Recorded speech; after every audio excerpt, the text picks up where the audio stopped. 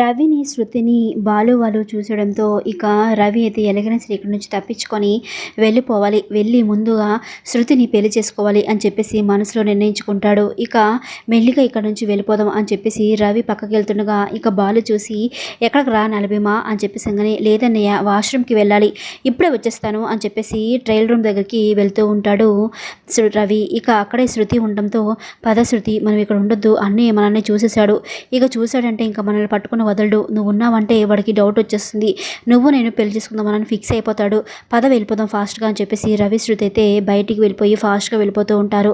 ఇంతలో పెళ్లి కొడుకు శృతిని చూసి ఏంటి శృతి ఆ అబ్బాయితో వెళ్తుంది ఏంటి అంటే ఆ అబ్బాయి శృతికి ముందే తెలుసా అని చెప్పేసి టెన్షన్ పడుతూ ఇక శృతి వాళ్ళ నాన్నకైతే కాల్ చేస్తాడు. ఇక వాళ్ళ నాన్నకి మామయ్య ఇక్కడ శృతి ఎవరో ఒక అబ్బాయితో వెళ్ళిపోతుంది, నేను పిలుస్తున్న ఆగకుండా వెళ్ళిపోయింది అని చెప్పేసాగానే ఆ అబ్బాయి ఎలా ఉంటాడు, కొంచెం పొట్టిగా వైట్గా ఉంటాడా అని చెప్పేసి అనగానే అవును మామయ్య ఎగ్జాక్ట్గా అలాగే ఉంటాడు అని చెప్పేసి ఆ అబ్బాయి అయితే అంటూ ఉండగా అయ్యో దేవుడా అని చెప్పేసి వెంటనే ఫోన్ పెట్టేస్తాడు.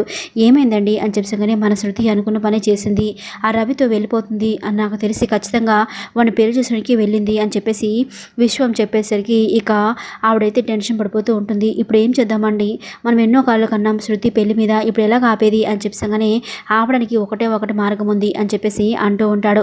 ఏంటి ఎలాగా అని చెప్పగానే బాలుకి ఫోన్ చేసి చెప్తాను, జరిగింది చెప్తాను, వాడిని రెచ్చగొడితే ఖచ్చితంగా రెచ్చిపోతాడు, వెళ్ళి రవి పెళ్ళి ఆపుతాడు అని చెప్పేసి వెంటనే బాలుకి ఫోన్ చేసి ఇక్కడ నా దగ్గర మంచిగా మాట్లాడుతూ మీ తమ్ముడిని నా కూతురు మీదుగా ఉసుగొలుపుతున్నావా అని చెప్పేసి అంటూ ఉంటాడు. ఏం మాట్లాడుతున్నావు నువ్వు అని చెప్పేసి బాలు అనేసరికి అవును నీ తమ్ముడు అలాగే నా కూతురు ఇద్దరు బయటికి వెళ్ళిపోయారు, పెళ్లి చేసుకోవడానికి ఎక్కడికో వెళ్ళిపోయారు, నీకు దమ్ము ఉంటే వాళ్ళని ఆపు, లేదంటే నువ్వు వాళ్ళని కావాలని పెళ్లికి ఒప్పించి పెళ్లి చేసుకోమని చెప్పినట్టున్నావు, నువ్వే డబ్బు కోసం ఆస్తి కోసం అని చెప్పాను. కానీ ఏం మాట్లాడుతున్నారా నువ్వు, నాకు ఎలాంటి ఆస్తి అవసరం లేదు, వాడిని కాలేజీ తిరగొట్టి నా ఇంటికి తీసుకొస్తాను, వాడు ఎవరిని పెళ్లి చేసుకోవడం చూస్తూ ఉండని చెప్పి వెంటనే బాలు అయితే ఫోన్ పెట్టేస్తాడు.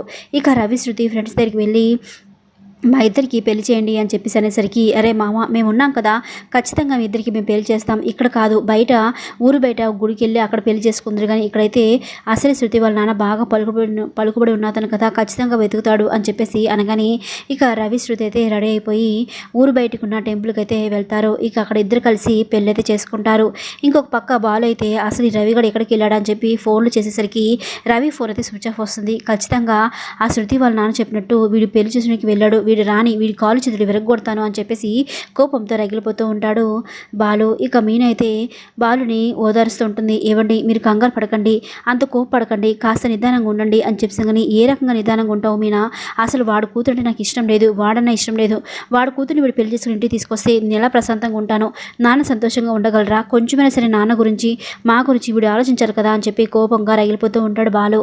ఇక రవి అయితే గుడిలో పెళ్లి చేసుకొని ఇంటికైతే వస్తాడు. ఇంటికి రాగానే బాలు రవి దగ్గరికి వెళ్ళి రవి చెంప పగల కొడతాడు. ఇక శృతి పక్కకు వచ్చి ఆగండి, ఎందుకు మా ఆయన్ని కొడుతున్నారు, నేను తను మేజర్స్ మేమిద్దరం పెళ్లి చేసుకున్నాం, దాంట్లో తప్పేముంది అని చెప్పేసి కోపంగా మాట్లాడుతూ ఉంటుంది. ఏమమ్మో నువ్వు మేజర్సే కాయుండొచ్చు, కానీ నాకు మా తమ్ముడు చాలా ఇంపార్టెంట్, వాడికి పెళ్లి చేసుకోవడం ఇష్టం లేదు, అయినా సరే నువ్వు బలవంతం గొప్పి పెళ్లి చేసుంటావు, నాకు వాడి మనసు ఏంటో తెలుసు అని చెప్పేసి అనగానే ఇంకా శృతి అయితే రవికి నేనంటే చాలా ఇష్టం, అందుకే మేమిద్దరం కలిసి పెళ్లి చేసుకున్నాం, కావాలంటే ఈ విషయం రవిని అడగండి అని చెప్పేసి అంటూ ఉంటుంది. ఇక బాలు అయితే ఏరే నలభీమా చెప్పురా, నీ నోట్లోంచి బయటికి చెప్పు, ఈ అమ్మాయిని బలవంతం పెట్టి ఇబ్బంది పెట్టే కదా పెళ్లి చేసుకుంది అని చెప్పేసాగానే లేదన్నయ్య నేను అమ్మాయిని మనస్ఫూర్తిగా ప్రేమించాను, అందుకే పెళ్లి చేసుకున్నాను అని చెప్పేసాను. కానీ ఏం కూసేవరా అని చెప్పి మీ మీదకి వెళ్తూ ఉంటాడు బాలు. ఇక మీనా అయితే ఆగండి అని చెప్పి ఆపుతూ ఉంటుంది. ఇక సత్యం అయితే ఎందుకు ఇలా చేసావు రవి అని చెప్పి బాధపడుతూ ఉంటాడు. ఇంకొక ప్రభావతి సంతోషంగా గెంతులేస్తూ ఉంటుంది. మరి చూద్దాం ఫ్రెండ్స్, రాబోయే ఎపిసోడ్లో బాలు వాళ్ళని అంగీకరించి ఇంట్లోకి రానిస్తాడా, లేదంటే రవి శృతి ఇద్దరు బయటికి వెళ్ళిపోతారా, ఏం జరుగుతుందో చూద్దాం. మరి ఇలాంటి వీడియోస్ కోసం మన ఛానల్ సబ్స్క్రైబ్ చేసుకొని వీడియోని లైక్ చేసి సపోర్ట్ చేయండి ఫ్రెండ్స్. మీరు వీడియో చూస్తున్నా కానీ లైక్ అయితే చేయడం లేదు, ప్లీజ్ ఫ్రెండ్స్ లైక్ చేయండి. Thanks for watching.